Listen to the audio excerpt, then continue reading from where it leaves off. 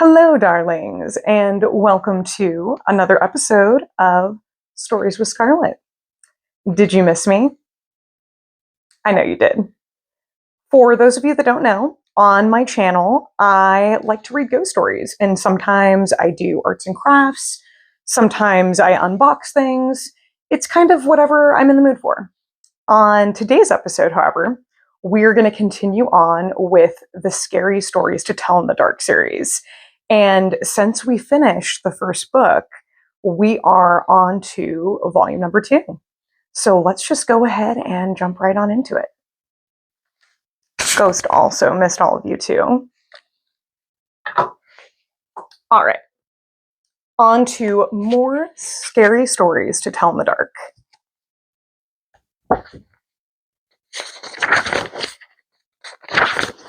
I'm excited. It's been too long.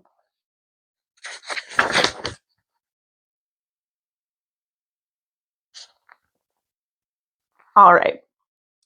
So these scary stories will take you on a strange and fearsome journey, where darkness, or fog, or mist, or the sound of a person screaming, or a dog howling turns ordinary places into nightmarish places, where nothing is what you expect.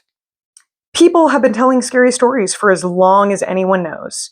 From the first, they were tales of supernatural creatures that people feared would harm them.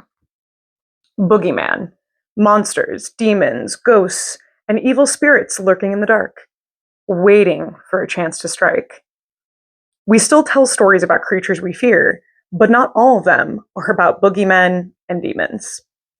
Quite a few are about living people. You'll meet some of them: a fat and jolly butcher, a friendly girl who plays a drum, a neighbor, and others who, at best, are not to be trusted. Scary stories of this kind often have a serious purpose. They may warn young people of dangers that await them when they set out in the world on their own. But for the most part, we tell scary stories to have fun. We turn out the lights, or we leave just a candle burning. Then we sit close together and tell the scariest stories that we know. Often, these include some that have been passed down over hundreds of years. If a story is scary enough, your flesh begins to creep.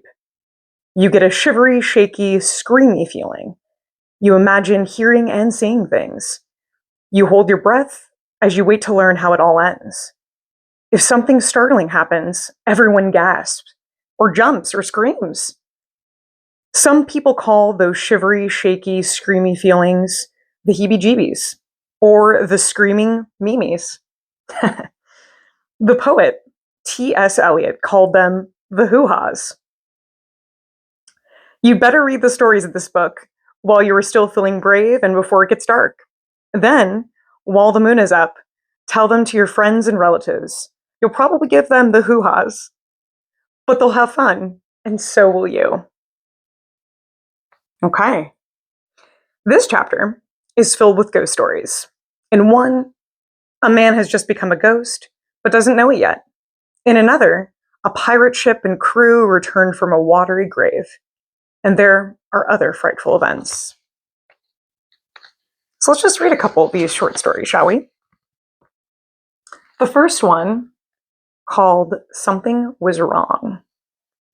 One morning, John Sullivan found himself walking along a street downtown. He could not explain what he was doing there, or how he got there, or where he had been earlier. He didn't even know what time it was.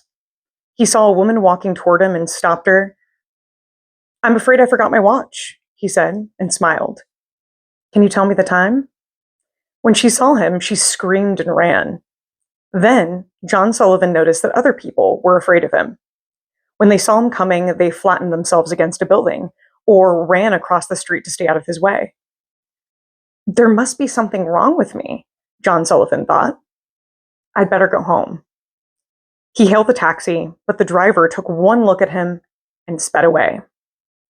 John Sullivan did not understand what was going on, and it scared him. "Maybe somebody at home can come and get me," he thought. He found a telephone and called his wife, but a voice he did not recognize answered. "Is Mrs. Sullivan there?" he asked. No, she's at a funeral, the voice said. Mr. Sullivan was killed yesterday in an accident downtown. Oh my gosh. That's spooky. Oh wow, that was the end of the story. Okay. Yeah, no wonder. He's just this, like, it's the Walking Dead just hanging out around town. Of course people are going to be scared. All right. For this next story, it's called The Wreck. Fred and Jeanne went to the same high school, but they met for the first time at the Christmas dance. Fred had come by himself, and so had Jeanne. Soon, Fred decided that Jeanne was one of the nicest girls he had ever met. They danced together most of the evening. At 11 o'clock, Jeanne said, I have to leave now. Can you give me a ride? Sure, he said. I've got to go home too. I accidentally drove my car into a tree on my way over here, Jeanne said. I guess I wasn't paying attention. Fred drove her to the head of Brady Road. It was a neighborhood he didn't know very well. Why don't you drop me off here, Jeanne said. The road up ahead is in really bad condition. I can walk from here. Fred stopped the car and held out some tinsel. Have some, he said. I got it at the dance. Thank you, she said.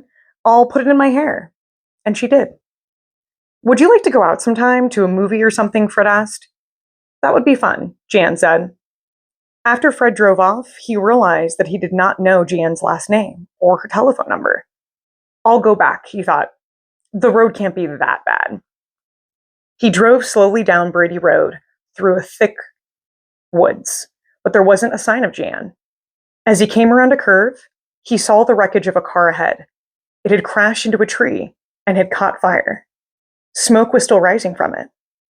As Fred made his way to the car, he could see someone trapped inside, crushed against the steering column. It was Jeanne. In her hair was the Christmas tinsel he had given her. Wow. There sure are a lot of dead people. All right. Let's just go ahead and do one more short story, and we'll wrap it up for today. This last one is called One Sunday Morning. Ida always went to the 7 o'clock Sunday morning service at her church. Usually, she heard the clanging of the church bells while she was eating breakfast, but this morning she heard them while she was still in bed. That means I'm late, she thought. Ida jumped out of bed, quickly dressed, and left without eating or looking at the clock. It was still dark outside, but it was dark at that time of year. Ida was the only one on the street. The only sound she heard were the clatter of her shoes on the pavement. Everybody must already be in church, she thought. Ida took a shortcut through the cemetery. Then she quietly slipped into the church and found a seat. The service had already begun. When she caught her breath, Ida looked around. The church was filled with people she had never seen before, but the woman next to her did look familiar. Ida smiled at her. It's Josephine Kerr, she thought. But she's dead. She died a month ago. Suddenly, Ida felt uneasy. She looked around again, and as her eyes began to adjust to the dim light, Ida saw some skeletons in suits and dresses. This is a service for the dead, Ida thought. Everybody here is dead except me. Ida noticed that some of them were staring at her. They looked angry, as if she had no business being there. Josephine Kerr leaned toward her and whispered, "Leave right after the benediction, if you care for your life." When the service came to an end, the minister gave his blessing. "The Lord bless you and keep you," he said. "The Lord make his face to shine upon you." Ida grabbed her coat and walked quickly toward the door. When she heard footsteps behind her, she glanced back. Several of the dead were coming toward her. Others were getting up to join them. "The Lord lift up his countenance to you," the minister went on. Ida was so frightened she began to run. Out the door she ran, with a pack of shrieking ghosts at her heels. "Get out," one of them screamed. Another shouted, "You don't belong here," and ripped her coat away. As Ida ran through the cemetery, a third grabbed the hat from her head. "Don't come back," it screamed and shook its arm at her. By the time Ida reached the street, the sun was rising and the dead had disappeared. Did this really happen? Ida asked herself. Or have I been dreaming? That afternoon, one of Ida's friends brought over her coat and hat, or what was left of them. They had been found in the cemetery, torn to shreds. Wow. Well, that's certainly horrifying.